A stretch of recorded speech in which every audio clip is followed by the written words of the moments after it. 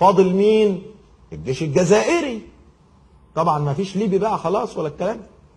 الجيش التونسي على قده كده، على قد تونس، ورور حلو كده، واخد بالك؟ الجيش الجزائري.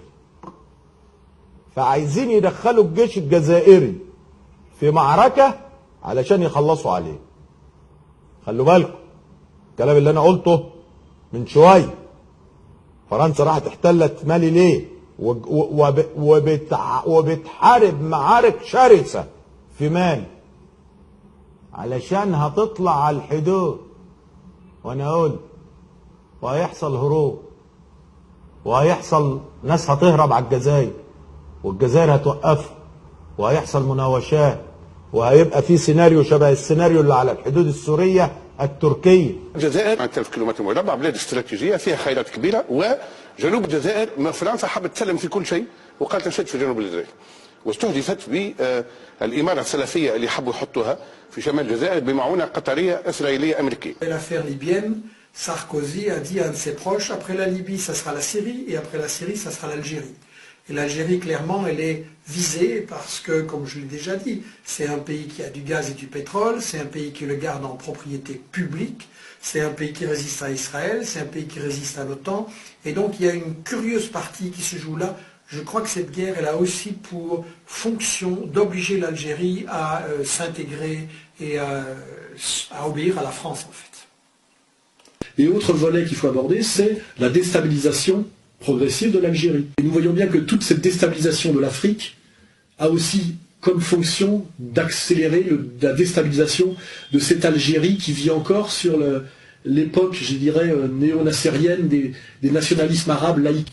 Cette guerre, si vous voulez, tente un peu de déstabiliser l'Algérie d'une part, d'autre part, elle tente également d'asphyxier un peu la Chine. Alors, est-ce que l'Algérie n'est pas la cible indirecte de cette guerre au Mali? Écoutez, moi-même j'écrivais il y a une dizaine de jours que l'orage se levait au sud de l'Algérie et qu'il pourrait, vous savez, les orages remontent toujours contre le vent, remonter vers l'Algérie. L'Algérie a bien conscience d'être dans le collimateur. Dès 2011, certains think tanks washingtoniens voyaient déjà à l'occasion des événements libyens qu'il y aurait forcément, je ne dis pas obligatoirement, mais en toute logique, qu'il y aurait expansion du salafisme et que sans imaginer immédiatement un retour des années de Brest, des années 90, ces mouvements salafistes, tôt ou tard, rentreraient de nouveau sur le territoire algérien. Et pourquoi l'Algérie serait-elle la cible? L'Algérie, on l'aime ou on ne l'aime pas, mais l'Algérie n'entre pas véritablement dans le cadre. On ne va pas la comparer à l'Iran, ce n'est pas tout à fait analogue, mais il n'entre pas dans le cadre complet de cette mondialisation. Ces liens aujourd'hui, hier avec l'Union soviétique, puis la Russie, aujourd'hui avec la Chine, en font un mauvais élève de la classe. Il faudra un moment ou un autre normaliser. Et quoi de mieux pour normaliser que de semer un peu le chaos par salafistes interposés, ce que la France, les États-Unis, l'OTAN en général a fait en Libye. يعني اساسيه في ان حتى يعني الامريكان هيحتفظوا نظرا بقى لان الجزائر رافضه التدخل الامريكي والى اخره، هيحتفظوا في المشهد بقى هنا ايه في الفاصل ما بين المغرب الجزائر تونس. الجزائر خارج المشروع العسكري وبتقاوم بشده في هذا الموضوع وعندها استقلال وطني عالي جدا وهويه وطنيه واضحه.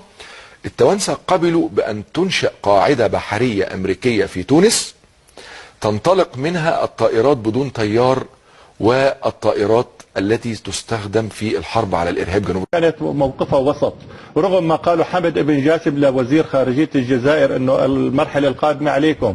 انا اعطيك سرا، ذهبت هيلاري كلينتون عندما كانت وزيره للخارجيه وطلبت من الجزائر انشاء قاعدتين امريكيتين في الجزائر، عندما رفضوا قالوا تعطونا محطات للاواكس، وعندما رفضوا المطلبين الامريكيين فقالوا داعش قريبا ستاتي اليكم بعد ان ننتهي من سوريا. بالتالي وبالتالي الآن الجزائر مثل ما قال الوزير المعلم هي شريكة في الحرب على الإرهاب، هي شريكة في محاولة إحباط المشاريع التي تستهدف تفتيت الأمة. ردت واشنطن برفض طلب جزائري بشراء صفقة طائرات هجومية دون طيار، وهو الأمر الذي أكده السفير الأمريكي لدى الجزائر هنري أنشر في حوار له مع موقع كل شيء عن الجزائر. معنا من واشنطن لاري كوب كبير باحثي في مركز التقدم الأمريكي ومساعد وزير الدفاع الأمريكي السابق. سيد لاري كوب، هل تتفهم واشنطن الموقف الجزائري؟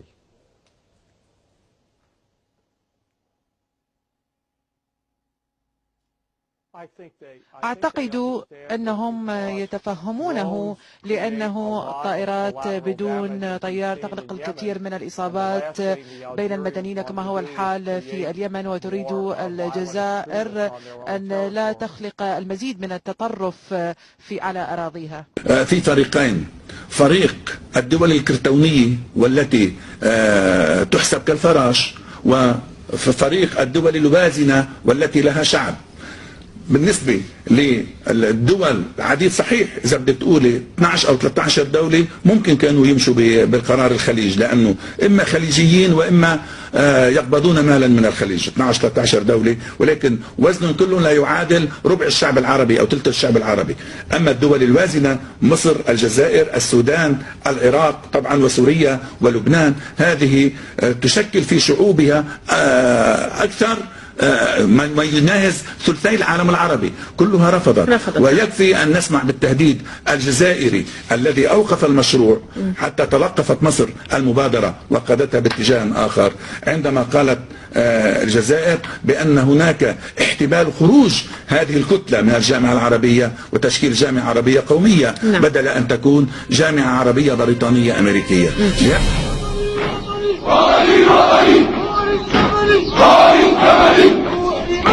روحي مالي نفسي بدني